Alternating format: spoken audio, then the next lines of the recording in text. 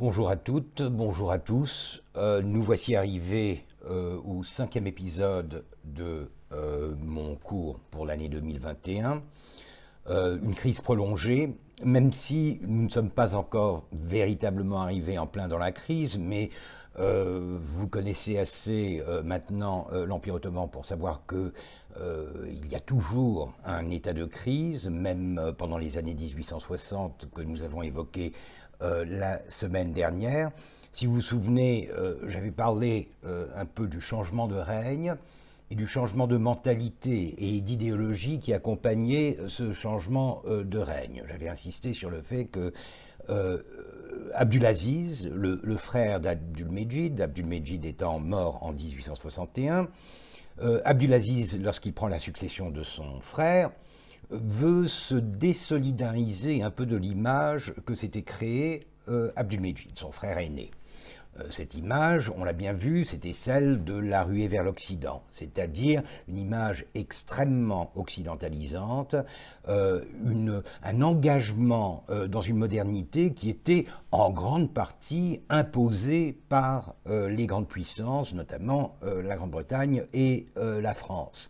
Nous en avons pour exemple, pour preuve même, le célèbre décret de 1856, l'édit des réformes, qui, en quelques mots, imposait à l'Empire ottoman un statut d'égalité à accorder à tous les sujets de l'Empire, qui visait essentiellement l'intégration des non-musulmans dans le système. C'est quelque chose qui avait été assez mal pris par la population musulmane et on avait évoqué quelques réactions qui parfois allaient jusqu'à des tentatives de régicide. Donc lorsqu'en 1861 Abdulmejid meurt, Abdulaziz a en tête de se distinguer, en tout cas pour ce qui est de l'image et pour ce qui est de l'idéologie dominante de l'Empire, se distinguer de son frère, et bien sûr son frère étant essentiellement impliqué dans une occidentalisation à outrance, il va jouer la carte de l'islam, ou la carte de l'Orient. C'est-à-dire qu'il va essayer de modifier un peu la vision que l'on a de l'Empire ottoman vers le public intérieur, vers l'opinion publique ottomane. Il va essayer de créer une image beaucoup plus traditionnelle, beaucoup plus conservatrice, beaucoup plus ancrée dans la tradition. Et vers l'Occident, il va jouer plutôt la carte de l'Orient, et nous en avons vu quelques exemples dans l'architecture de la période. C'est intéressant parce que, encore une fois, l'architecture, c'est quelque chose de très parlant. Dans le cas des années 1860 à Istanbul, nous avons malheureusement très peu de témoignages concernant la manière dont le public ottoman lui-même percevait l'introduction de ces nouveaux éléments architecturaux, cet orientalisme, et par conséquent, je ne suis pas sûr, d'ailleurs je doute fort, que la population ait été consciente du fait qu'il s'agissait là d'un style architectural nouveau qui se voulait novateur et qui voulait donner un message nouveau, un message différent au grand public. Je crois que les Occidentaux ont été beaucoup plus visés et par conséquent c'est une manière d'adapter en quelque sorte cette modernité, ce désir de modernité à un public occidental qui, lui, est au courant de l'orientalisme, de l'architecture orientaliste, alhambresque, mauresque, etc., et pour qui cela devait avoir un certain sens. Je vous ai montré en particulier l'exemple de la décoration de l'ordre que Abdulaziz va créer en 1861, un peu pour damer le pion à l'ordre que son frère avait créé en 1851-52, l'ordre Mejidi. Il ne va pas l'appeler l'ordre Azizi, heureusement d'ailleurs, il l'appellera l'ordre Osmani, la référence étant à la continuité de l'Empire. Et vous vous souviendrez que le langage décoratif de cette nouvelle décoration, de ce nouvel ordre, est extrêmement ancré dans cette vision orientaliste de l'islam et de la turcité. Le vert, le rouge, et bien sûr des références explicites à la fondation de l'Empire et par conséquent à un sultan qui pratique le culte des ancêtres et qui par conséquent il va profiter de cette création d'un nouvel ordre pour aller rendre hommage à ses ancêtres. Il va rendre visite au mausolée d'Osman, le fondateur éponyme de la dynastie, et il va lui accrocher la décoration en diamant de l'ordre osmani, et ça c'est un geste qui en dit long justement sur cette volonté de faire mousser en quelque sorte l'histoire de la dynastie, l'histoire de l'Empire, pour se constituer une nouvelle image de l'Empire.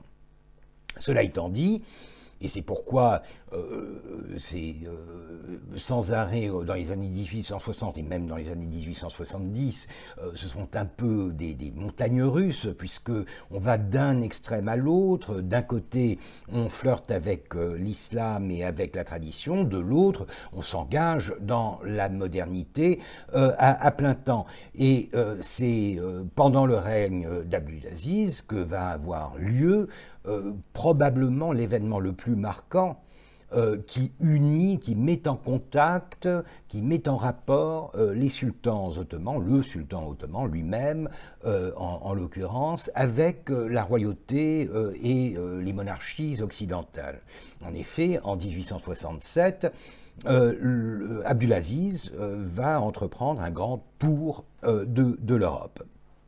Alors, derrière ce tour, il y a un contexte qui est lui aussi extrêmement parlant, puisqu'il va se rendre à Paris, tout d'abord, via Marseille. Il va se rendre à Paris à l'occasion de l'exposition universelle de 1867. Vous savez que ces expositions universelles avaient commencé quelques décennies plus tôt, mais en 1851 et en 1855, donc à Londres d'abord, puis à Paris, les Ottomans s'étaient engagés dans ce nouveau spectacle de la modernité et du progrès, et avaient tenu à participer en tant que nation, en quelque sorte, à ce festival du progrès. Évidemment, les moyens dont disposaient les Ottomans étaient limités.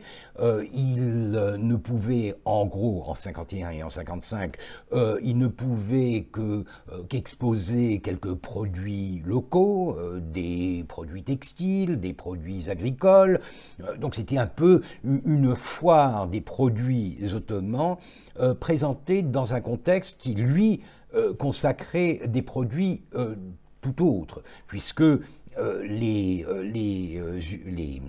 expositions universelles, c'est essentiellement la consécration de l'industrie, des progrès techniques et de tous les produits qui découlent de cette industrialisation qui est en train de dominer toute l'Europe à cette époque-là. Les Ottomans ne s'industrialisent pas encore. Il y a bien quelques tentatives de fonder des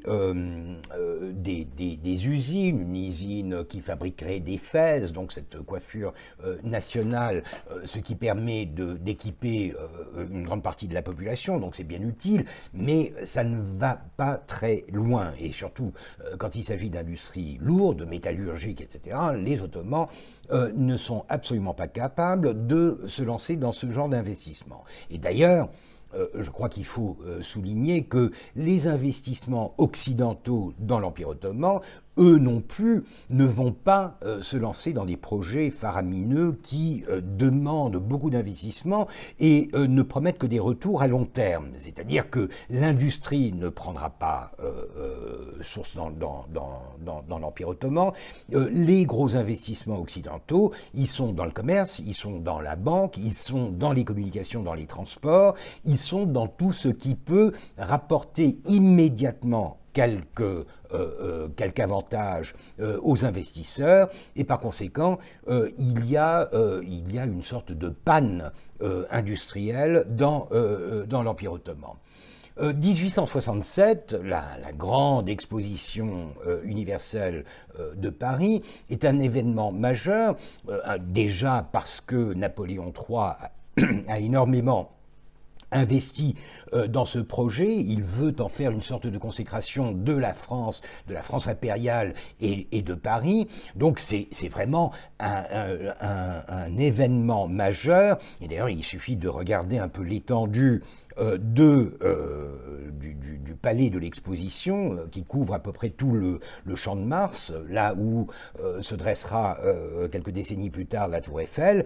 C'est énorme, c'est vraiment un espace énorme qui est complètement consacré, entièrement consacré à ce culte du progrès et de l'industrie. Et là, les Ottomans vont s'investir beaucoup plus qu'en 1851 et en 55.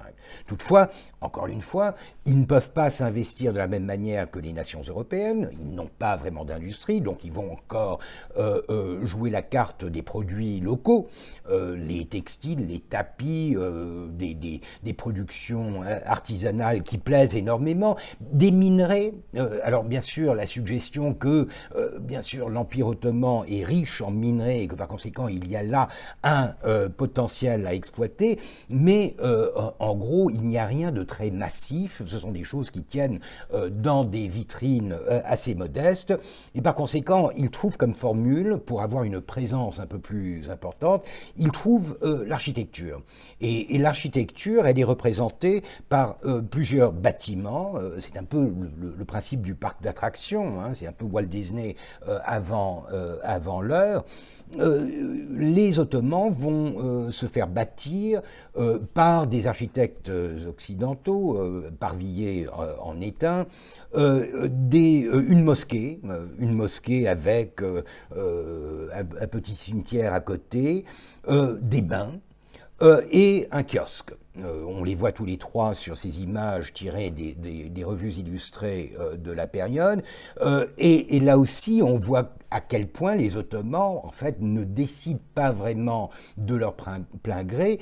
Ils répondent à l'attente du public occidental. Que demande le public occidental? Alors bien sûr, l'industrie demande des échantillons de minerais, etc., des produits qui pourraient être commercialisés, mais le grand public, celui qui va par centaines de milliers visiter le parc d'attractions qu'est l'exposition universelle, pour ce grand public-là, il faut donner de l'Orient. Et par conséquent, c'est de l'Orient qu'on donnera, et c'est un Orient un peu mixte, c'est moins orientalisant, c'est assez comique quand on y pense, c'est un peu moins orientalisant que les bâtiments qui sont érigés à Istanbul même pendant le règne d'Abdulaziz, où l'on voit vraiment des fantaisies mauresques qui dépassent de beaucoup la tradition architecturale ottomane.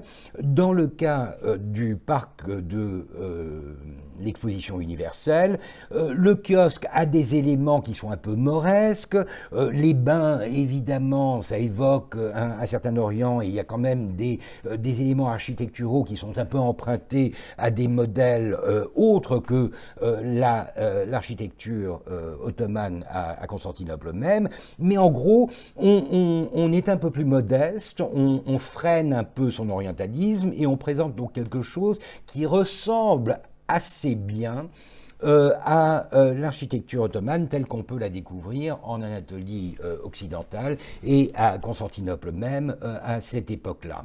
Donc c'est 1867, c'est un gros investissement. Des sommes importantes sont investies dans ce projet, dans la participation ottomane, et par conséquent, lorsque Abdulaziz décide de rendre visite à Napoléon III, il choisira ce moment, moment qui coïncide avec l'exposition universelle. D'ailleurs, il va participer à la distribution des prix à la fin de l'exposition dans la tribune impériale avec à ses côtés Napoléon III. Donc cette visite en Europe, elle commence très bien, même si il y a quelques problèmes, notamment le fait que la révolution mexicaine a tué l'empereur du Mexique, cet empereur sur qui Napoléon comptait tellement. Donc il y a des événements qui ternissent un peu le côté festif de cette occasion, mais Abdulaziz arrive quand même à briller par sa présence. Et là, par exemple, cette illustration que l'on voit du prince impérial, donc Louis-Napoléon, dont je parlais la dernière fois pour dire qu'il avait servi d'inspiration probablement à la manière dont Abdulaziz voulait promouvoir son propre fils, Youssouf Izzeddin, en tant que prince impérial et probablement successeur au trône. Le prince impérial, qui est président de l'exposition universelle, si je ne me trompe, il a 10-11 ans à l'époque, ce qui prouve que ce que l'on pourrait prendre pour une fantaisie orientale à Istanbul a son pendant à Paris. Et il présente donc à l'empereur la grande médaille de la classe 94. Vous savez que les produits étaient catégorisés, ils étaient divisés en classes. Et on voit un Abdulaziz siégeant à côté de Napoléon, se penchant d'un air intéressé vers la médaille ou vers Louis-Napoléon. Donc il se mêle dans un monde, dans un public, dans une vision, dans un espace public qui lui était jusque-là interdit. C'est quand même un événement majeur du côté ottoman comme du côté occidental. Les Occidentaux n'ont jamais vu de souverain ottoman sur le sol européen. Les Ottomans n'ont jamais vu leur empereur quitter le sol de l'Empire autrement que pour mener une campagne militaire contre les infidèles. Donc vraiment, c'est du nouveau, et c'est quelque chose qui s'inscrit dans l'actualité, d'autant plus qu'il y a un phénomène d'émulation et de rivalité qui s'établit entre Abdulaziz et le khedive d'Égypte, Ismaïl Pacha, qui lui aussi est à Paris pour la même occasion, et cet ancien vassal, qui est maintenant plus ou moins reconnu comme un souverain à part entière, est en train de briller lui aussi, d'autant plus que lui est beaucoup plus familiarisé avec les coutumes occidentales et que par conséquent il présente un peu mieux que Abdulaziz, qui est quand même un peu plus réservé, un peu plus fruste, disons. Mais ce voyage se poursuit à Londres, et ça, évidemment, c'est très important, puisque la Grande-Bretagne domine la politique internationale à cette époque-là. Donc, Abdulaziz, après un séjour à Paris, va se rendre à Londres, il va traverser la Manche, atterrir à Douvres, où il est accueilli par le prince de Galles.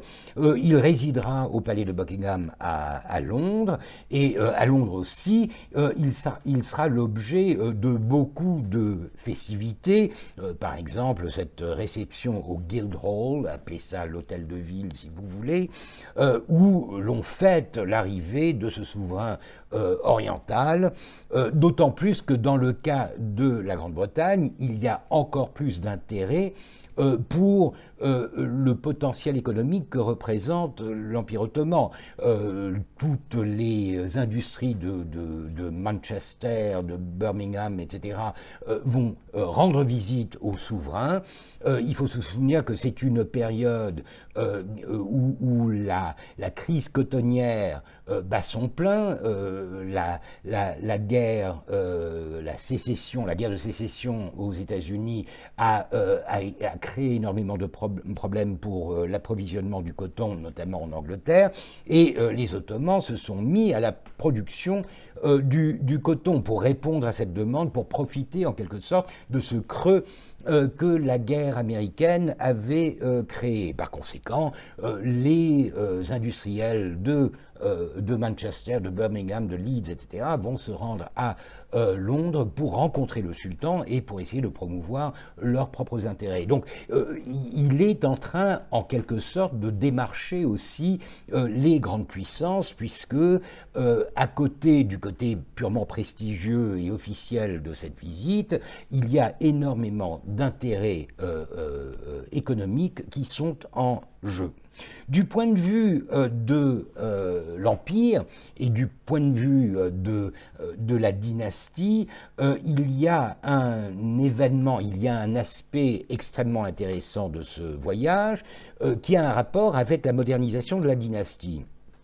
Vous savez que les princes étaient jusque-là plus ou moins enfermés. On sait que Abdülmecid emmenait ses fils de temps en temps au théâtre, voir l'opéra à Istanbul même, à Pera, dans le quartier européen de la ville.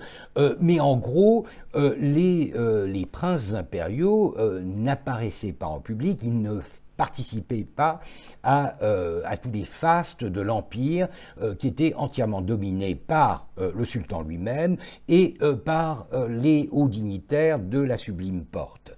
Seule exception, Abdulaziz avait en quelque sorte enfreint à la tradition en promouvant son propre fils, Yusuf Izzeddin, qu'il avait essayé de présenter comme une sorte d'officier de la garde impériale, etc. Mais son âge était tel, enfin il a été promu maréchal à l'âge de 11 ans, que ça ne pouvait pas vraiment déboucher sur une présence publique de quelque importance. Donc l'intention y était, d'autant plus qu'il rêvait un peu de rétablir une sorte de succession de père en fils, une sorte de primogéniture, mais le voyage en Europe devient l'occasion pour certains princes de se montrer en public à un âge qui est quand même respectable. C'est notamment le cas des deux fils d'Abdülmecid, donc les neveux d'Abdulaziz. À gauche, vous voyez Mourad, Mehmed Mourad, né en 1840, et à droite, Abdülhamid, né 2 ans plus tard, en 1842. Les deux photographies ont été prises dans le même studio de Downey à Londres. Ils ont à peine 25 ans, l'un 26, l'autre 24, ou 27 et 25. Ce sont deux jeunes princes qui vont d'une certaine manière briller en Europe, parce que c'est la première fois qu'on voit non seulement un sultan, mais aussi des princes qui l'accompagnent et qui sont habillés. Vous voyez les beaux costumes qu'ils portent sur ces photos. Ils sont habillés à l'européenne, si ce n'est pour le fez, et par conséquent, ils représentent en quelque sorte l'espoir d'un empire qui va s'ancrer dans la modernité et qui va continuer à s'occidentaliser, à se civiliser, entre guillemets, c'est ce que la plupart des observateurs occidentaux pensent. Alors, ce qui est intéressant, et nous reviendrons là-dessus à plusieurs reprises, c'est que nous avons là non seulement deux frères princes, deux frères princiers, deux futurs sultans, Mourad et Abdülhamid, nous avons aussi Abel-Ekhan. Abel-Ekhan, puisque Mourad va devenir victime en quelque sorte d'Abdülhamid, puisque, encore une fois nous y reviendrons, il sera détrôné au bout de 3 mois pour incapacité mentale, en fait, alcoolisme, etc.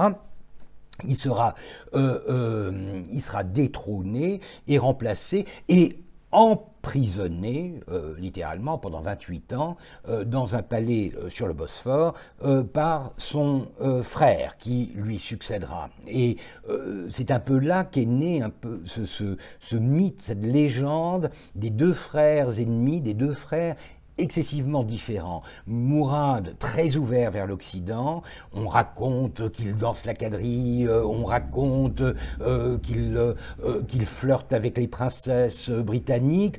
L'autre, au contraire, beaucoup plus sombre, beaucoup plus réservé, se serait déjà forgé une sorte de vision assez négative de l'Occident et se serait prémuni en quelque sorte contre l'impérialisme à venir en développant sa méfiance à l'égard de l'Occident. Donc les deux frères à Londres, ils accompagnent leur oncle.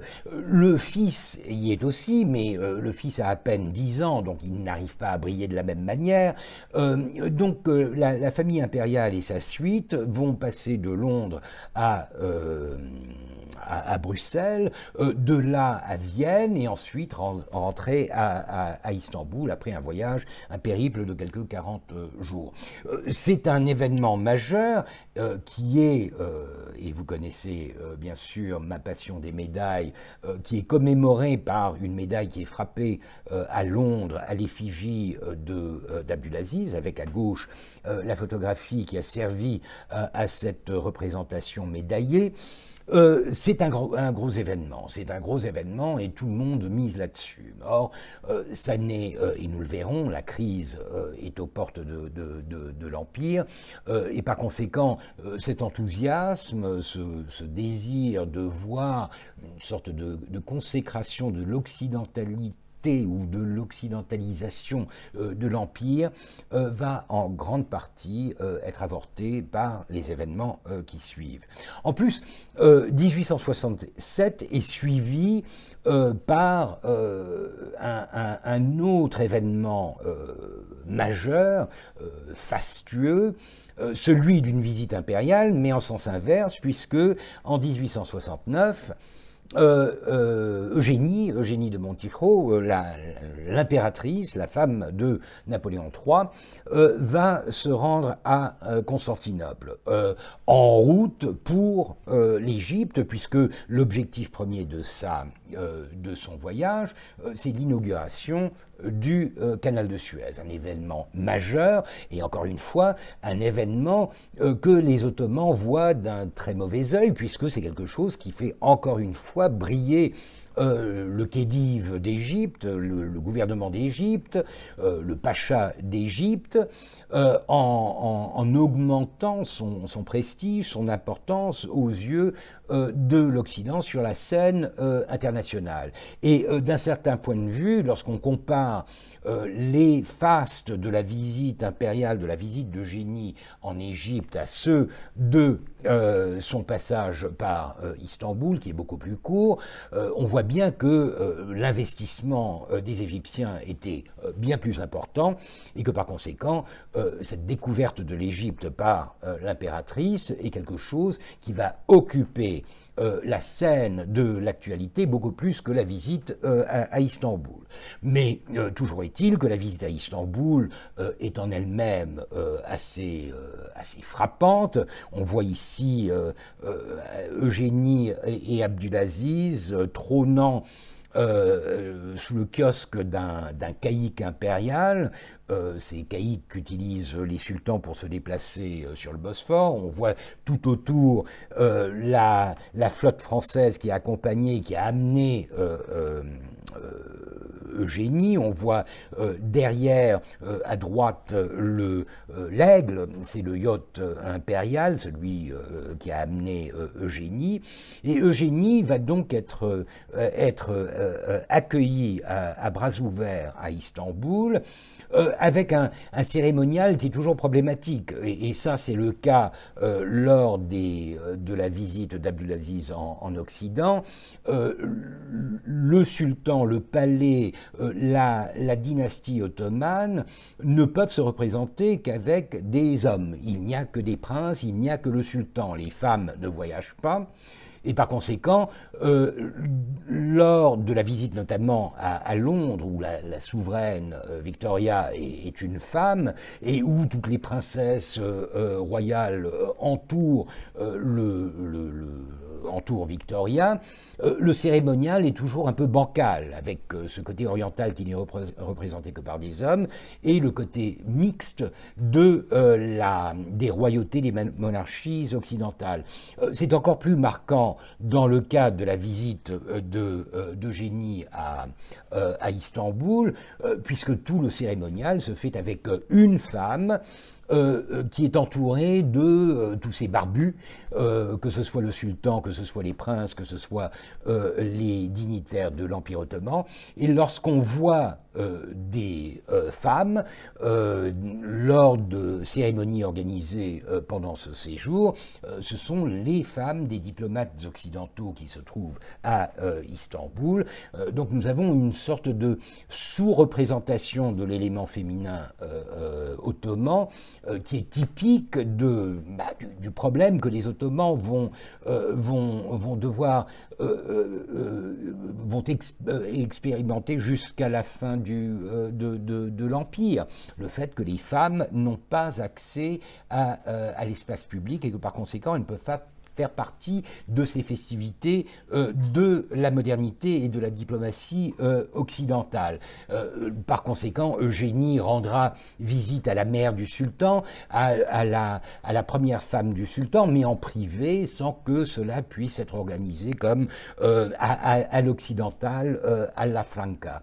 Alors il y a des moments forts, par exemple cette revue des troupes à Hünkârıskelesi, depuis un kiosque qui a été bâti pour cette occasion, qui vous donne un peu une idée des excès architecturaux qui caractérisent cette période, puisque franchement, quand on parle du style de ce bâtiment, on ne sait plus si c'est l'Alhambra ou si c'est le Taj Mahal. On est en train vraiment de naviguer à travers tous les registres de l'Orient, et c'est ainsi que l'Empire ottoman essaye de se représenter face à un public occidental. Et bien sûr, Eugénie va rendre visite à la plupart des monuments de la ville, et notamment Sainte-Sophie. Donc c'est un événement majeur, puisque Sainte-Sophie est un espace sacré, c'est une mosquée qui se visite assez difficilement. Il faut à chaque fois des autorisations. Et cette visite, tout d'un coup, de ce groupe extrêmement hétéroclite de femmes et d'hommes au milieu de cette mosquée de l'Empire est quelque chose qui surprend un peu. Mais voilà, donc ce sont là les derniers soubresauts, en quelque sorte, de cette ruée vers l'Occident, puisque là, on a vraiment atteint l'apogée de cette intimité, ou du moins un semblant d'intimité entre les têtes couronnées d'Occident et d'Orient.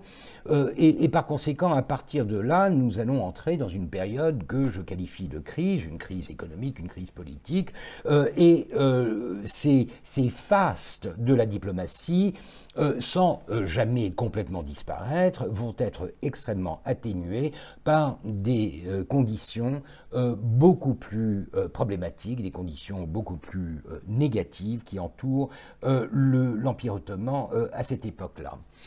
Je profite pour faire une petite digression pendant les mêmes années, les années 1860, pour parler de quelque chose qui m'est cher, puisque j'ai passé je ne sais combien d'années à travailler, et je continue d'ailleurs à travailler sur le personnage, c'est-à-dire sur Osman Hamdi Bey, cet intellectuel ottoman qui deviendra en 1881 le directeur du musée impérial, donc qui est reconnu du moins par l'historiographie turque comme étant le père fondateur de l'archéologie dans l'Empire ottoman, mais qui est aussi un peintre, je ne dirais pas un peintre de talent, il peint dans un style très orientaliste, très académiste.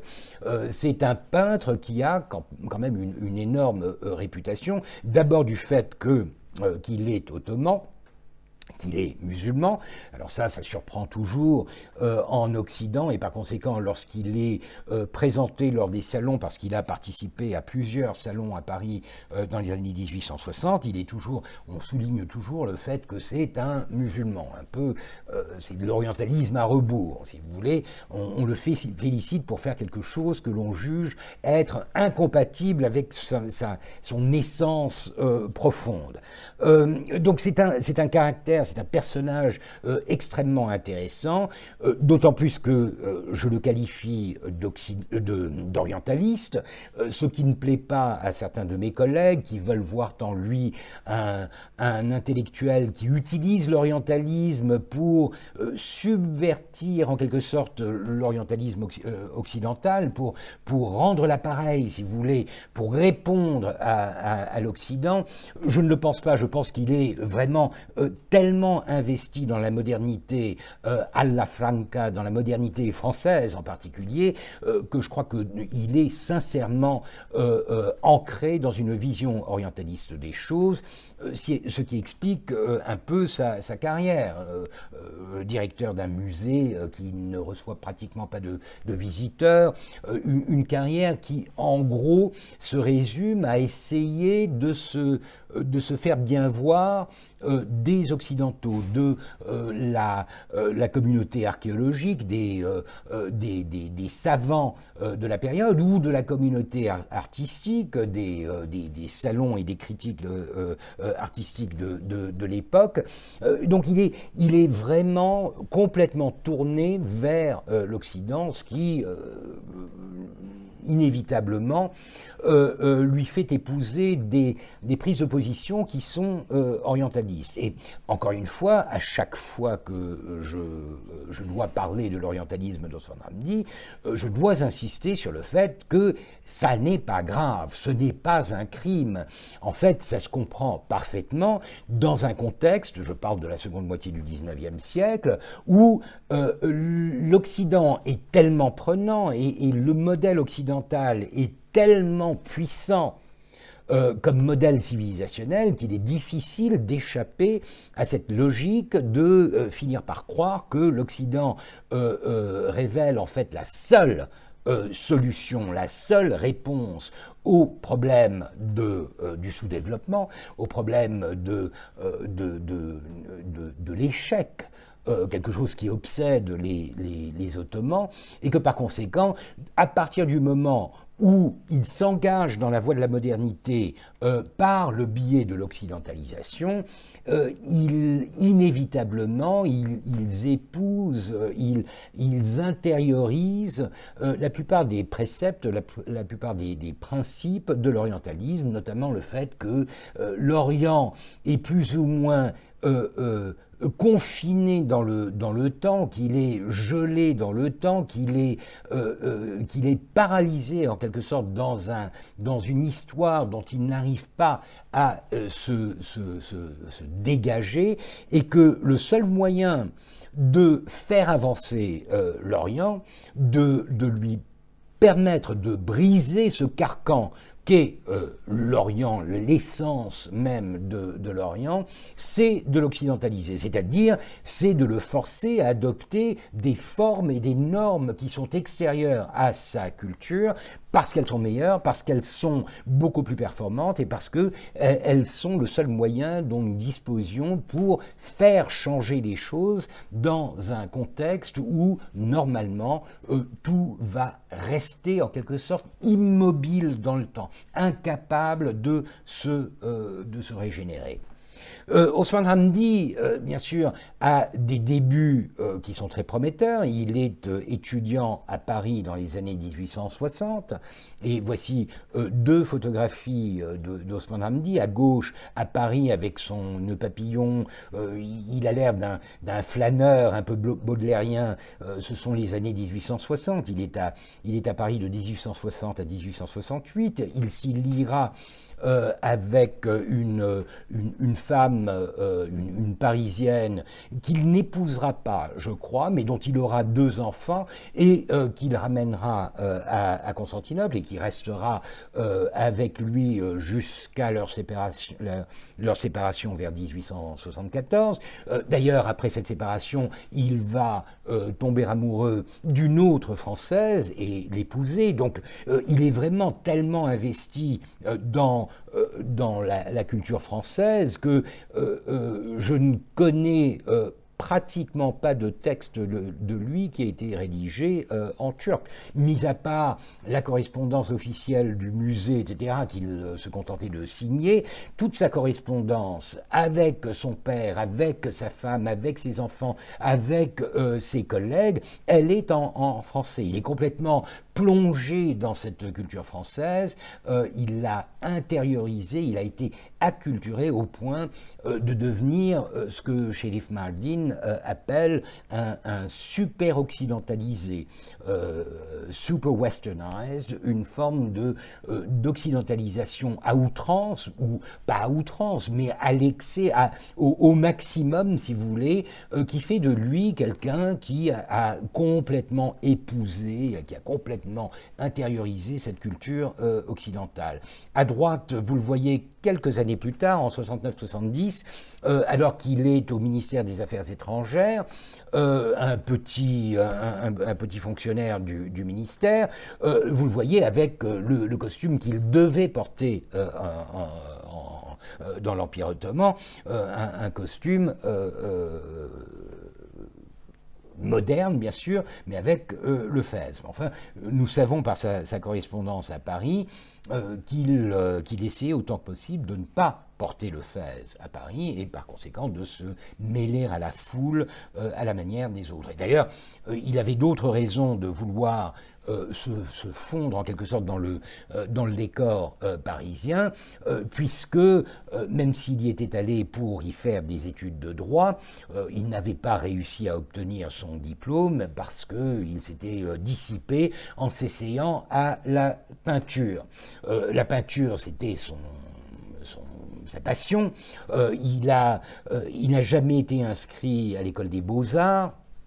Mais il a travaillé avec Boulanger. Nous savons, et vous en verrez un exemple, qu'il a été très influencé par Gérôme, même s'il n'a pas été inscrit dans son atelier. Donc vraiment, il a découvert sa passion alors qu'il était à Paris, et c'est d'ailleurs avec beaucoup de difficultés qu'il accepte la décision paternelle en 1868 de rentrer à Istanbul, mais son père le menace de couper les vivres, enfin ce que l'on peut imaginer, et le force à rentrer à Istanbul. Et dès qu'il rentre à Istanbul, d'ailleurs, il le donnera à Mithat Pacha, un des gouverneurs réformateurs de l'époque, pour qu'il l'emmène à Bagdad pour y travailler pendant 2 ans dans la suite de Mithat Pacha, gouverneur de Bagdad. Et pour lui, c'est un peu une douche froide. Imaginez en 1869 passer de Paris à Bagdad, mais c'est aussi une découverte, et une découverte qui va, à mon avis, renforcer en quelque sorte son caractère orientaliste. Il va découvrir l'Orient. Et j'ai d'ailleurs publié, il y a de cela quelques années, chez Actes Sud, sa correspondance avec son père de Bagdad et d'autres documents concernant son séjour à Bagdad, notamment des mémoires qu'il a fait publier sous un pseudonyme par un journaliste allemand. Et il en ressort une vision assez intéressante d'un Ottoman qui est tellement occidentalisé que lorsqu'il se rend dans une province qui est après tout une province de l'Empire ottoman, il se retrouve en quelque sorte en Orient. J'avais appelé ça un Ottoman en Orient pour essayer d'ironiser, si vous voulez, sur ce contraste entre une identité que, vue d'Occident, on qualifierait d'orientale, et le fait que ce jeune homme, en 1869-70, se retrouve dans un Bagdad qui, pour lui, représente représente l'Orient avec tous ses fantasmes, les bédouins, les belles bédouines, etc. Donc c'est vraiment un sujet fascinant qui recoupe plusieurs de mes intérêts, puisque je m'intéresse d'une part à l'histoire de l'archéologie dans l'Empire ottoman, et je vous ai dit que Osman Hamdi finirait par jouer un rôle primordial dans le développement de cette discipline, mais d'autre part, je m'intéresse à ces biographies de gens qui sont entre deux eaux, qui essayent, qui sont occidentalisés à des degrés variables et qui essayent d'adapter leur connaissance occidentale à une situation orientale, une situation ottomane, et qui essaye de gérer cette dualité avec plus ou moins de bonheur. Je pense que Osman Hamdi a trouvé le bonheur dans une sorte d'isolation, c'est-à-dire qu'il a joué la carte de l'isolement, de se réfugier en quelque sorte dans son atelier, dans son musée et dans sa demeure pour ne pas avoir à gérer l'Orient qui se trouvait aux portes de sa maison ou de son bureau. Il est heureux dans son bureau parce que c'est son musée, il considère que c'est une contribution majeure à la civilisation de l'Empire ottoman, et c'est quelque chose qui le met sur un pied d'égalité avec les plus grands noms de l'Occident à cette époque-là. Il est ravi de pouvoir s'adonner à sa passion de peintre, et ses peintures généralement orientalisantes sont une manière de représenter l'Orient qu'il s'imagine, le fantasme de l'Orient qu'il entretient depuis les années 1860 dans son esprit.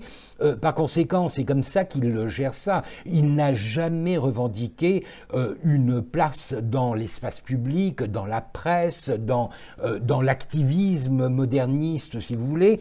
Jamais le moindre article dans la presse illustrée de l'époque pour vanter l'archéologie ou quoi que ce soit. Non, tout cela se fait à huis clos, et on sent bien qu'il essaye de se créer un petit Paris à Istanbul même. Donc il est très particulier, puisque d'autres tout aussi ou presque aussi occidentalisés que lui vont au contraire jouer la carte de l'action publique, de publier des livres, publier des articles, d'essayer de se lancer dans une mission occidentalisante, bien sûr, mais une mission locale, une mission qui s'ancre dans un rôle de novateur ou de leader dans un pays qui a besoin de changer. Osman Hamdi, rien de cela, il se tient à l'écart de toutes ces considérations politiques et culturelles, il s'isole.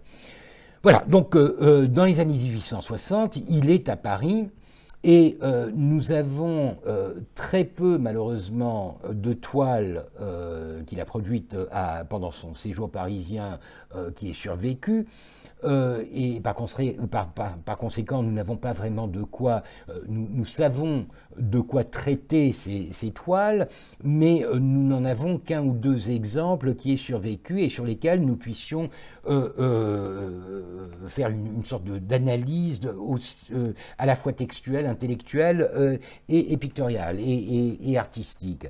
Et c'est justement sur une de ces toiles que je voudrais me pencher, une toile qu'il a exposée pendant l'exposition universelle. Alors je vous ai dit qu'il avait déjà exposé au Salon, l'a exposé à l'exposition universelle dans la section ottomane, ça n'est pas la même chose, c'est quelque chose de beaucoup plus facile, puisque il fait partie un peu de la bureaucratie de l'époque. Il a un petit poste de secrétaire à l'ambassade, et de toute façon, son père, Ethem Pacha, est un des hauts dignitaires de l'époque. Par conséquent, il a toutes ses entrées, si vous voulez, il n'a pas de mal à faire accepter un tableau dans la section ottomane de l'exposition universelle. C'est donc sur ce tableau que je voudrais me pencher pour essayer de vous expliquer comment fonctionne l'orientalisme ottoman. C'est-à-dire cette idéologie hybride qui se nourrit de l'orientalisme occidental et qui l'adapte à ses besoins, qui modifie cette idéologie de manière à s'en servir, de manière à se l'approprier, non pas pour répondre à l'Occident, à l'orientalisme occidental, mais pour essayer de se situer dans un contexte qui est historiquement, culturellement, plus profondément ancré dans la tradition locale. Puisque le problème des orientalistes, et ça on le sent même en Occident, ils sont souvent critiqués pour le côté un peu fantaisiste de leur peinture. Jean-Léon Gérôme en est un bon exemple, même si c'est un peintre très présent, adulé par beaucoup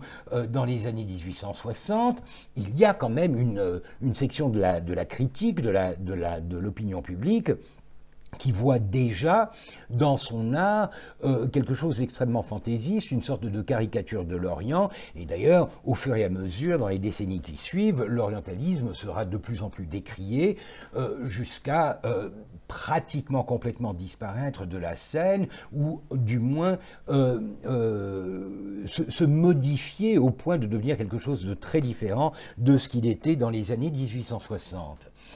Donc, pour un jeune ottoman qui se trouve à Paris, le problème est de se situer cette scène, sur cette scène artistique, en faisant la part des choses, c'est-à-dire d'une part en revendiquant son identité de Turc, entre guillemets, mais en essayant de faire quelque chose qui soit moins une sorte de dérivé de ce qui se fait déjà en Occident.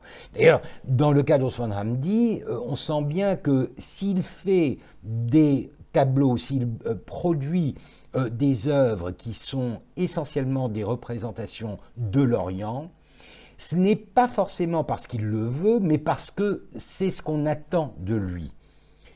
Vous, l'Ottoman, vous allez, lui dit Boulanger probablement, vous allez me représenter quelque chose qui est bien de chez vous, vous allez pouvoir nous donner de l'authentique, de l'Orient authentique. Alors, le problème, c'est que Osman Hamdi n'a pas une très bonne connaissance de l'Orient authentique. C'est un fils de Pacha qui a grandi à Istanbul, qui a quitté la ville en 1868, en 1860, et qui a passé 8 ans d'affilée à Paris. Il est un peu coupé de ses sources, d'autant plus que, encore une fois, il fait partie d'une famille extrêmement occidentalisé. Ethem Pacha, on l'avait déjà évoqué l'année dernière, est un de ses premiers élèves musulmans à être envoyé, même si c'est un rescapé du massacre de Kyo, à être envoyé en Occident pour y faire leurs études. Il fait l'école des mines, donc il est parfaitement francophone, très imbu de sciences et de culture française, et c'est d'ailleurs une des raisons pour lesquelles Osman Hamdi, à 18 ans, va se retrouver à Paris. Donc il faut bien savoir que c'est un fils de Pacha privilégié et déjà très occidentalisé, qui ne connaît pas les fins fonds de l'Anatolie, ni même les quartiers un peu plus périphériques d'Istanbul. D'ailleurs, j'en veux pour preuve la surprise qu'il éprouve lorsqu'il découvre l'Orient à Bagdad. Il est vraiment, il est fasciné par un Orient qu'il ne connaissait absolument pas, un peu à la manière d'un officier de l'armée britannique en Inde ou d'un officier français en Algérie. Donc c'est un peu ça la super occidentalisation, c'est un peu le fait d'être coupé de ses propres sources. Et par conséquent, le tableau qu'il expose en 1867 est un tableau intéressant. C'est le Zeybek à l'affût. Alors le Zeybek à l'affût, vous voyez, c'est un soldat ou un brigand plutôt, un brigand au costume assez original, notamment le couvre-chef qui s'étage un peu comme ça sur les hauteurs, avec des pantalons bouffants mais courts, des guêtres, des jambières, etc. C'est quelque chose qui appartient au folklore de l'Anatolie occidentale. Les Zeybeks existent encore aujourd'hui, ou du moins folkloriquement. Ils sont connus pour leur bravoure. C'est un peu l'équivalent du brigand italien, du brigand espagnol. C'est un personnage très romanesque, si vous voulez. Ce qui rend ce personnage d'autant plus romanesque, c'est que les Zeybeks vont s'engager dans la guerre de Crimée. De manière assez systématique, en tant que volontaires, dans ce qu'on appelle les unités de Bachebozouk. Et les lecteurs de Tintin se souviendront de ce que le capitaine Haddock utilisait comme insulte, Bachebozouk. Bachebozouk veut dire en fait irrégulier. Irréguliers, ce sont des irréguliers. Et ces irréguliers, ils font ce que la plupart des irréguliers font, c'est-à-dire qu'ils commettent des crimes de guerre, des rapines, ils sont violents. Et par conséquent, ils font leur entrée dans la culture occidentale déjà dans les années 1830-40 avec certains peintres qui peignent ces nobles brigands de Caen par exemple, qui peignent des portraits de ces nobles brigands, mais c'est surtout avec la guerre de Crimée et la presse illustrée que le Bachebozouk va faire son entrée dans la culture populaire, la culture de masse en Occident. Et ce Bachebozouk, c'est souvent, comme je vous le disais, c'est souvent un Zeybek. Donc le Zeybek va se retrouver, même si on ne les nomme pas des Zeybek, on préfère Bachebozouk, ça fait rêver un peu plus, on ne sait pas exactement comment différencier les deux. Donc Osman Hamdi, en peignant un Zeybek, est en train de faire quelque chose d'intéressant puisqu'il répond à quelque chose, il répond à une attente, il répond à une image qui est déjà assez fortement ancrée auprès du public occidental. Seulement, la question que je me suis posée tout de suite, c'est que, franchement, pour qu'Osman Hamdi connaisse et puisse peindre un Zeybek, il faudrait qu'il connaisse un peu la tradition locale, le costume, l'aspect général de ces brigands. Or, mon opinion est que en tant que fils de pacha dans son environnement douillet de Constantinople, il n'a pas dû avoir beaucoup d'occasions d'observer les Zeybeks. Par conséquent, il devait y avoir une sorte d'influence occidentale dans cette découverte du Zeybek. Et une collègue historienne de l'art, Gülru Çakmak, a amené le premier élément de réponse à cette interrogation en montrant que le Zeybek, la pose du Zeybek, était directement empruntée à un tableau de Boulanger, son maître, les éclaireurs arabes qui avaient été exposés, si je ne me trompe, en 1857 au Salon de Paris. Le tableau n'existe plus, mais on en a une représentation gravée dans une publication. Et oui, effectivement, lorsqu'on voit la pose du Zeybek, c'est-à-dire le Zeybek à l'affût, ce brigand se cachant derrière un petit promontoire rocheux, et par conséquent avec une promesse de violence, on voit bien que c'est là que Osman Hamdi a puisé son inspiration. Seulement pour moi, cela ne suffisait pas puisque je devais aussi me poser la question du costume. Le cas Boulanger, le tableau de Boulanger ne répondait pas à cette exigence puisque c'était des éclaireurs arabes, un contexte colonial purement algérien, rien à voir avec notre Zeybek. Et pour cela, je suis allé voir un peu dans la production orientaliste de l'époque et je suis tombé sur un tableau très connu de Jean-Léon Gérôme, l'Almé.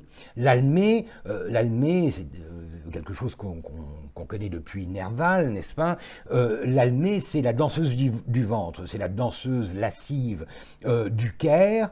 Et cette représentation de l'Almé par Gérôme, en 1863, si je ne me trompe, donc 4 ans avant le Zeybek d'Osman Hamdi, est un tableau où l'on voit quelque chose de tout à fait incongru. On voit des Zeybeks assistant à la danse de l'Almé. La danse se situant au Caire, il est tout à fait impossible que des Zeybeks se trouvent au Caire. Peu importe, l'orientalisme fonctionne ainsi, il suffit de faire un collage, de photoshopper en quelque sorte des éléments qui eux-mêmes parlent d'Orient, à partir du moment où ils sont réunis dans un espace qui lui-même évoque l'Orient, c'est bon, on a assez d'Orient pour évoquer cette partie du monde. Et le Zeybek pensif à gauche qui admire les évolutions de l'Almé, quand on regarde de plus près, c'est exactement le costume du Zeybek d'Osman Hamdi. Donc on aura compris, Osman Hamdi, lorsque il a la bonne idée de donner du turc parce qu'il est turc, donner de l'ottoman parce qu'il est ottoman au public français, il n'a pas les moyens par sa propre culture de représenter quelque chose d'authentique, et par conséquent il va chercher l'authenticité chez les orientalistes, il va emprunter à Boulanger la pose du Zeybek, il va emprunter à Gérôme l'aspect, le costume et l'aspect général du Zeybek, et voilà, vous avez un tableau qui a été reçu notamment par la critique ottomane comme une excellente représentation d'un élément de la culture ottomane, etc. Tout le monde étant dupe en quelque sorte de la manipulation qu'il avait effectuée, celle de recycler de l'orientalisme pour en faire quelque chose qui prétendait être simplement oriental, tout simplement parce que c'était signé Osman Hamdi et que tout le monde savait que Osman Hamdi était ottoman. Voilà. Et c'est ce qui rend Osman Hamdi, à mon avis, tout à fait fascinant, le fait qu'il a joué avec cela, c'est-à-dire qu'il a joué à l'authenticité en se costumant en 1873 lors de l'exposition universelle de Vienne, par exemple, en se costumant d'une manière assez éclectique, en empruntant des costumes à une collection qu'il avait été amené à exposer à Vienne. Il s'affuble de ce mélange de costumes pour poser dans un studio photographique viennois et pour se représenter lui-même en oriental. Donc c'est l'ottoman posant en oriental. Et quand vous regardez le tableau à droite qu'il a peint en 1905, en 2 exemplaires, ce tableau, c'est encore une fois lui, c'est un autoportrait, lui dans un costume qu'il s'est tout simplement inventé et qui, pour les Ottomans, mais surtout pour l'Occident, parce que ce n'est qu'en Occident qu'il expose ces tableaux, est un tableau qui est très convaincant, qui représente quelque chose qui fait sens, comme on dit, puisque c'est un oriental en costume oriental, devant une porte avec des faïences orientales, et le tout signé par quelqu'un dont on sait qu'il est ottoman. Voilà, l'authenticité est vérifiée. Alors que c'est comme dans le cas de l'orientalisme occidental,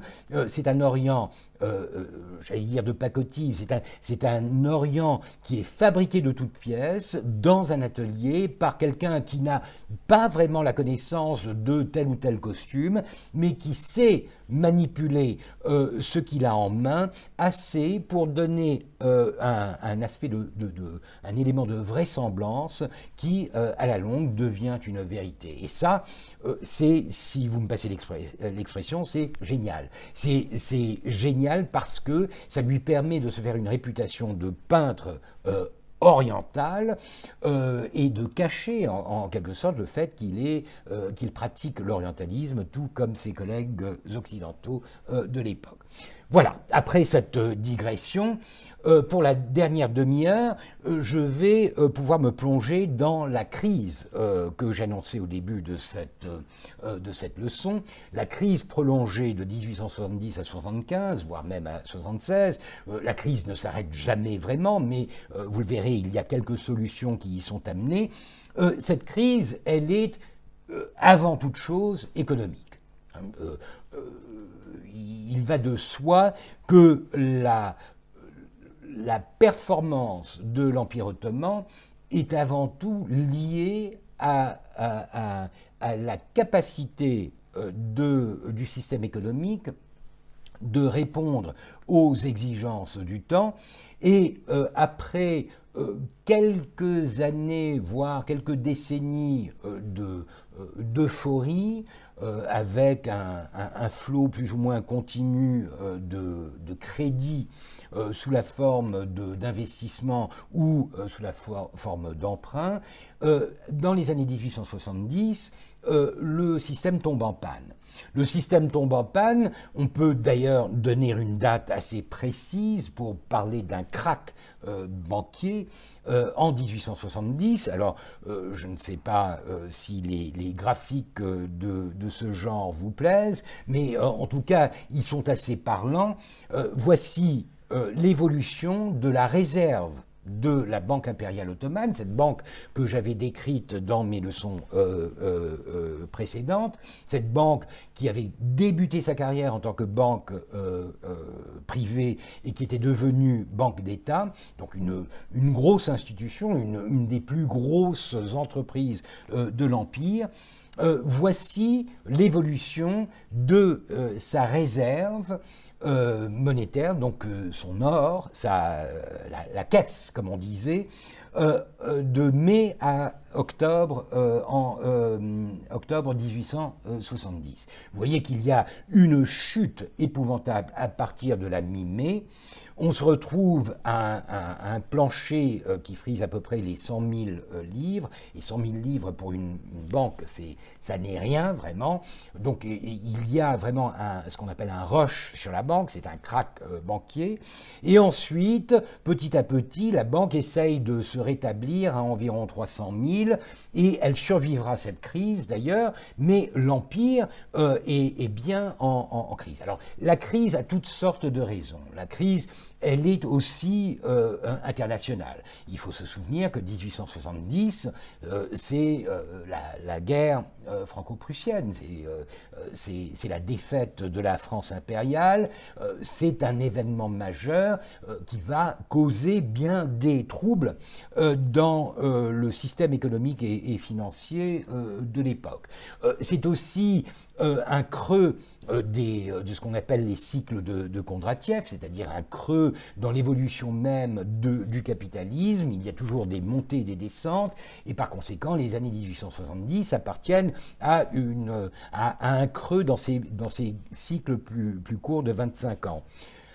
Il y a bien sûr des conditions locales. Il y a le fait, par exemple, que le quartier de Perrin, celui que j'évoque souvent en tant que quartier occidental de la ville, va être complètement détruit par les flammes lors d'un incendie en juin 1870.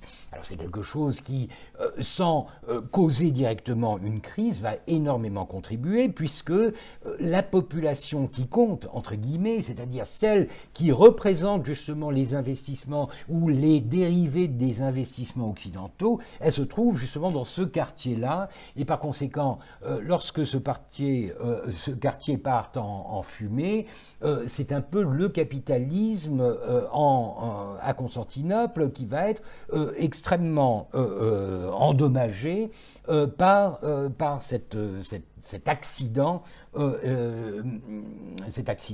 majeur. Donc il y a toutes sortes de choses pour expliquer la crise de 1870, mais parmi toutes les explications, je pense qu'il faut retenir surtout celle de l'endettement.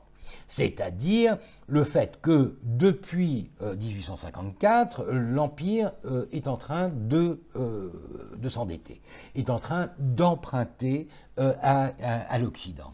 Emprunter des sommes de plus en plus importantes. Vous avez là l'exemple, un échantillon, un exemplaire d'un titre provisoire de l'emprunt ottoman de 1872, emprunt à prime de 792 millions de francs. Ce sont des sommes très importantes. D'ailleurs, encore une fois, si vous me le permettez, je vais vous dire ça en graphique, et avec l'évolution de cet endettement depuis le début, donc depuis 1854, jusqu'à la fin des années 1870. Alors qu'est-ce qu'on voit sur ce graphique? On voit que déjà l'ampleur de l'endettement a complètement changé à partir de 1865. C'est-à-dire qu'on est parti d'emprunts en 1850 qui sont somme toute assez modestes. On parle de 2,5 millions, 5 millions de livres sterling. Ce sont des sommes importantes, mais ça n'est pas excessif.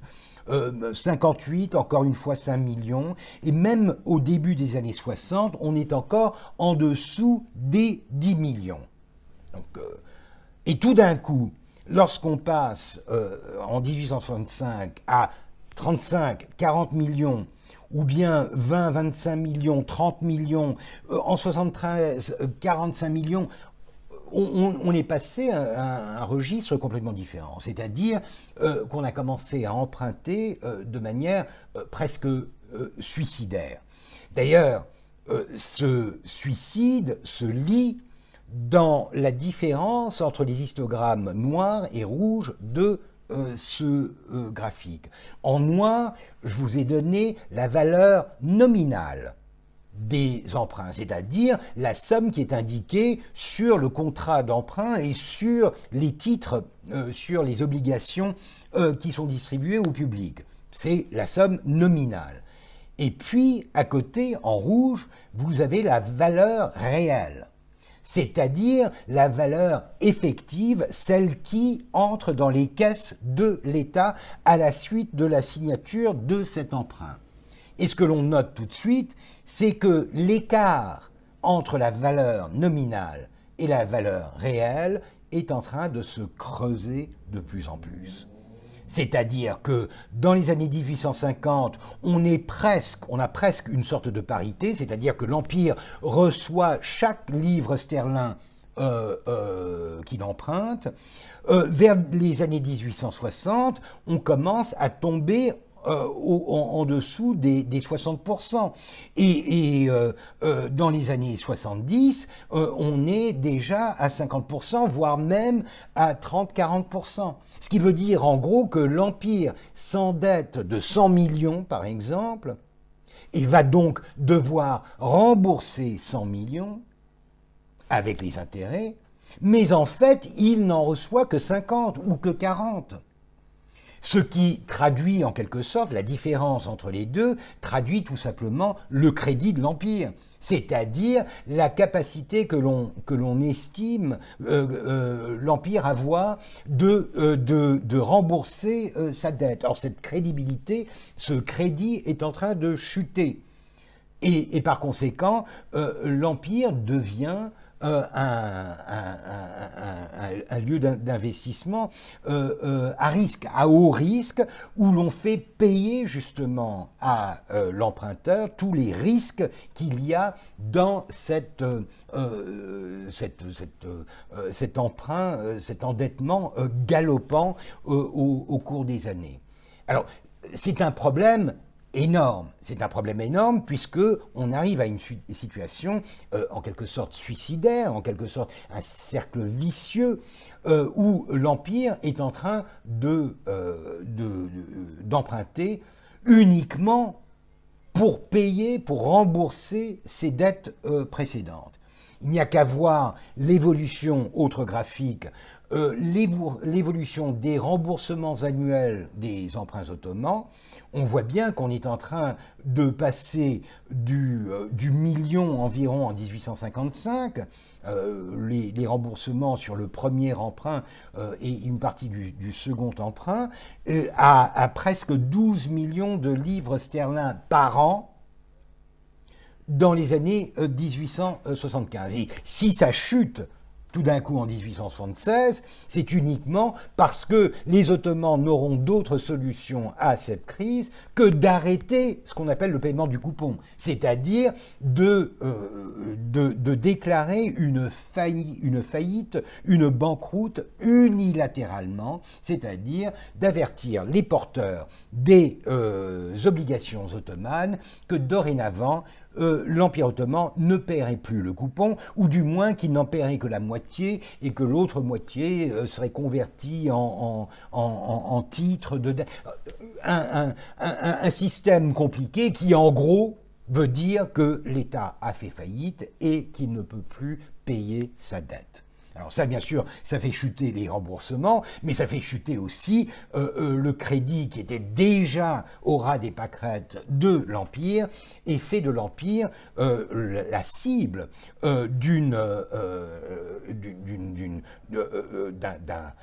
d'un désir, d'une obligation des places financières occidentales de trouver une solution à cette faillite. Parce que le problème des emprunts, c'est que ces emprunts, ce ne sont pas des emprunts d'État à État, ce sont des emprunts qui parfois sont garantis, notamment au début, par un État ou un autre, la Grande-Bretagne ou la France, tout au début dans les années 50, parce qu'on voulait encourager les Ottomans à emprunter et qu'on voulait leur donner les moyens de financer la guerre de Crimée.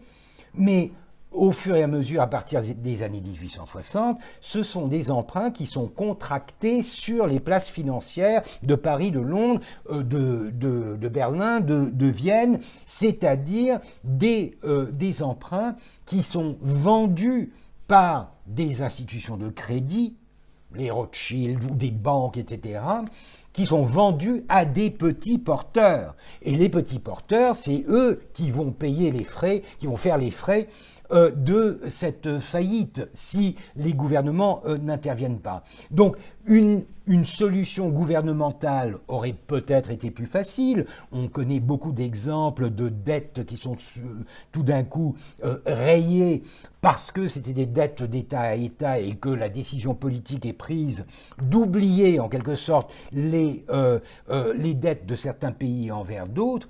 Mais lorsqu'il s'agit du petit porteur parisien, londonien, et pas que parisien, mais marseillais, lyonnais, etc., on parle de quelque chose qui risque de déstabiliser le système financier, voire même le système politique en Occident. Et par conséquent, il faut trouver une solution. Cette solution, elle n'apparaîtra qu'en 1881, mais pour le moment, je voulais simplement vous donner une idée claire de la manière dont cette montée en flèche des remboursements indiquait que l'Empire ottoman était pris dans une sorte de spirale, dans une sorte de tourbillon, dans un maelstrom financier, et en était arrivé à devoir financer ses propres remboursements de la dette par de nouveaux emprunts.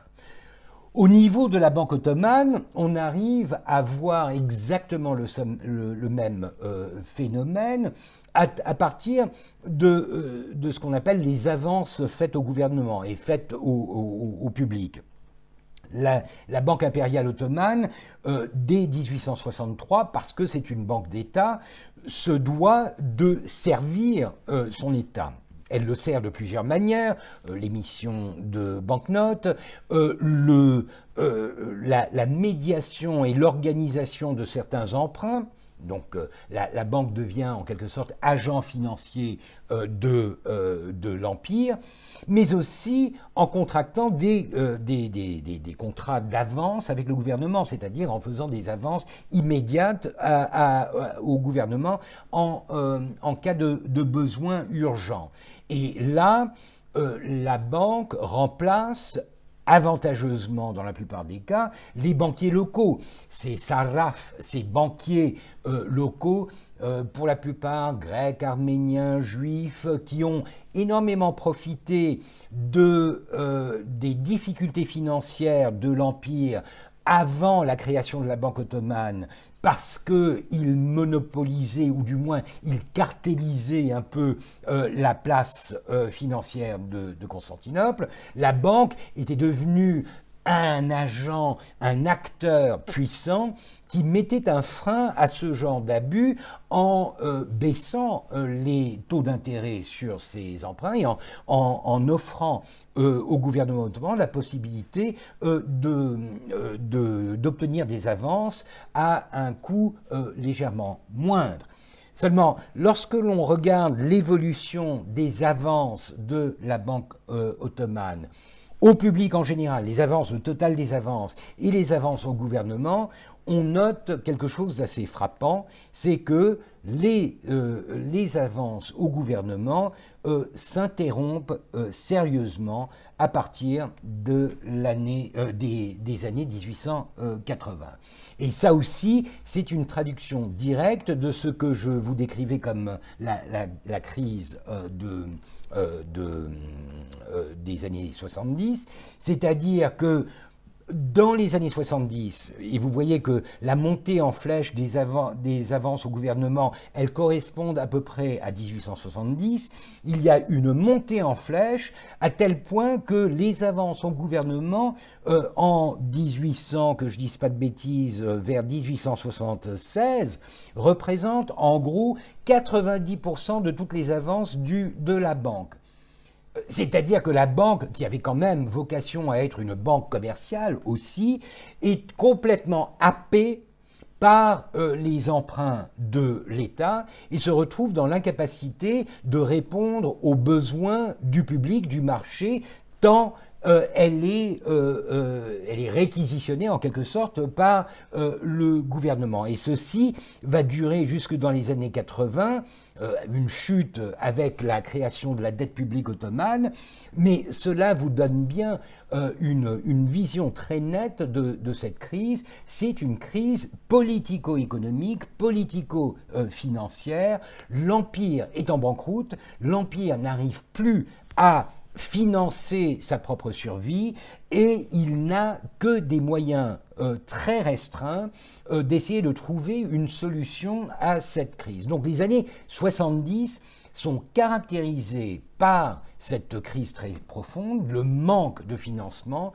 le manque de moyens et l'incapacité dans laquelle l'État se trouve de gérer au jour le jour la survie de la machine étatique, la survie de l'économie.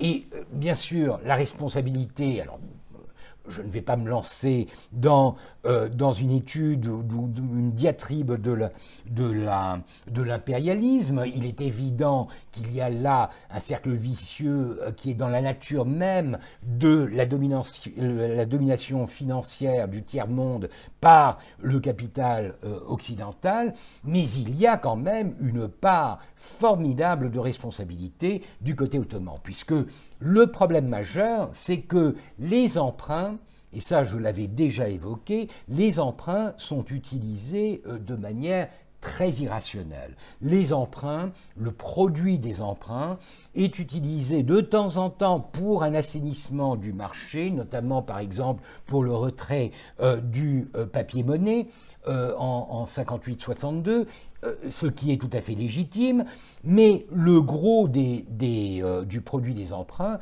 est utilisé en gros au financement des dépenses excessives du gouvernement, du palais, la construction de palais, toutes ces fantaisies mauresques, alambresques que je vous ai montrées, tous ces kiosques qui sont érigés pour la visite d'Eugénie en 1869, ça coûte énormément et c'est quelque chose que le gouvernement va essayer de financer par le produit de ces emprunts.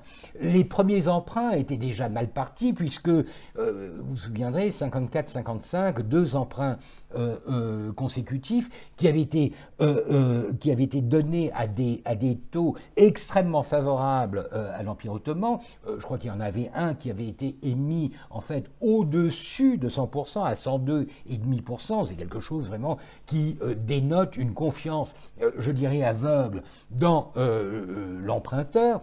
Mais ces deux premiers emprunts ont été entièrement dépensés pour la guerre de Crimée. Donc encore une fois, un investissement que l'on peut considérer comme nécessaire, voire même inévitable, mais en tout cas un investissement qui n'a aucun retour concret, un investissement qui n'a pas de retombées économiques et dont on ne peut pas espérer obtenir des bénéfices à court, à moyen ou à long terme.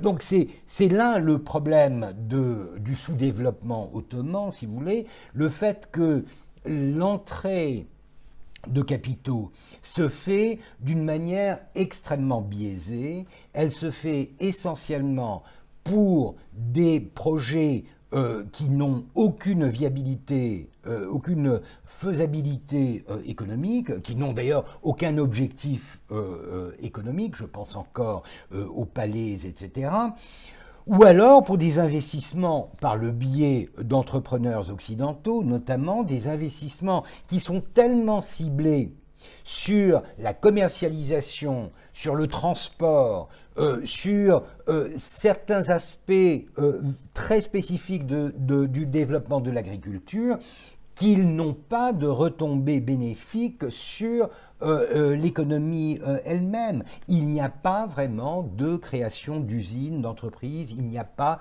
de capitalisme qui naît au-delà d'un capitalisme purement commercial et un capitalisme purement financier.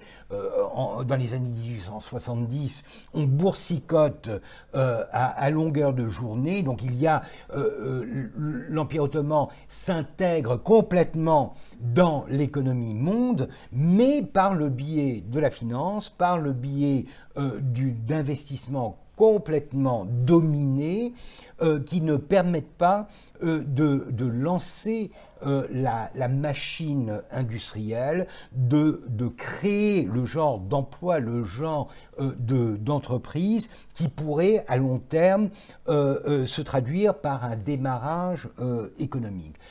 Les quelques usines dont l'Empire dispose sont des usines qui datent déjà des années 1840-50. Il n'y a pratiquement aucun investissement qui se fasse dans l'industrie, au-delà, encore une fois, de l'armée, c'est-à-dire de l'équipement militaire. Alors là, pour les poudrières, pour les fonderies de canons, là, effectivement, on engloutit des millions dans la création de ce genre d'entreprise, mais aucun pas n'est lancé dans la direction d'une véritable industrialisation. Donc cette crise économique, elle va marquer de manière tout à fait décisive l'avenir de l'Empire ottoman, puisqu'elle va en quelque sorte dessiner les conditions d'une tutelle économique et financière qui sera presque complète, c'est-à-dire que si 1856 inaugurait en quelque sorte une tutelle diplomatique, une tutelle politique de l'Occident, la crise économique des années 1870 et la solution que l'on y trouvera, c'est-à-dire la création d'un consortium qui va mettre la main sur les revenus de l'État pour constituer ce qu'on appelle l'administration de la dette publique ottomane, c'est-à-dire un État au sein de l'État dont la charge, dont l'objectif est de trouver les moyens d'assurer le remboursement des emprunts ottomans. Dans ces conditions-là, évidemment, on est passé à un autre régime de tutelle, une tutelle qui est désormais économique, financière, et qui par conséquent s'ouvre vers la phase finale du capitalisme occidental, l'impérialisme. Et sur ce sujet, même si c'est sur une période beaucoup plus tardive, les années 1895 à 1914, je vous conseille de lire l'ouvrage du regretté Jacques Tobie, Intérêt et impérialisme français dans l'Empire ottoman, qui est un magnifique pavé, mais qui retrace très bien et dans le détail l'établissement de l'impérialisme français, avec une focalisation sur l'identité française de cet impérialisme pendant les dernières décennies de l'Empire.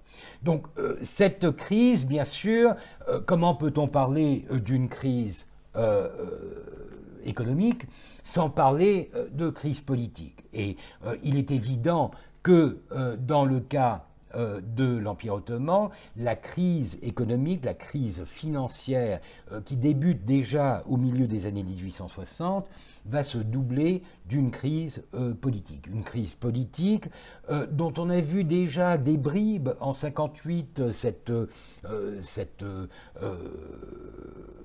cette conjuration visant à éliminer Abdülmecid. En 1869, il y aura une autre conjuration du même type qui a été étudiée elle aussi par Burak Onaran dans l'ouvrage que je citais l'autre jour.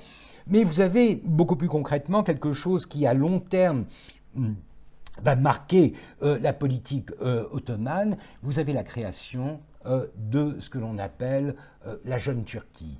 La Jeune Turquie, alors bien sûr le terme est emprunté, et c'est tout à fait dans l'air du temps, est emprunté à toutes ces jeunesses occidentales que l'on connaît, jeune Pologne, jeune Italie, tous ces mouvements carbonaristes des années 20, 30, 40, qui vont marquer la scène politique occidentale avec force révolution.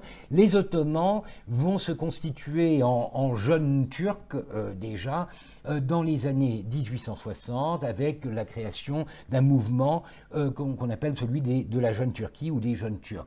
Il va être par la suite renommé Jeunes Ottomans pour la bonne et simple raison que à la fin du XIXe siècle, il y aura un second mouvement, une seconde vague, celle des Jeunes Turcs, ceux qui feront la révolution de 1908, qui en quelque sorte revendiqueront ce nom, effaçant pour leur prédécesseurs l'attribution qui était faite de ce terme de Jeune Turquie. Mais dans le contexte historique qui nous intéresse, je continuerai à les appeler des Jeunes Turcs, tout en les différenciant bien sûr de leur cadets qui ne viendront que 30-40 ans plus tard à revendiquer la liberté dans l'Empire ottoman.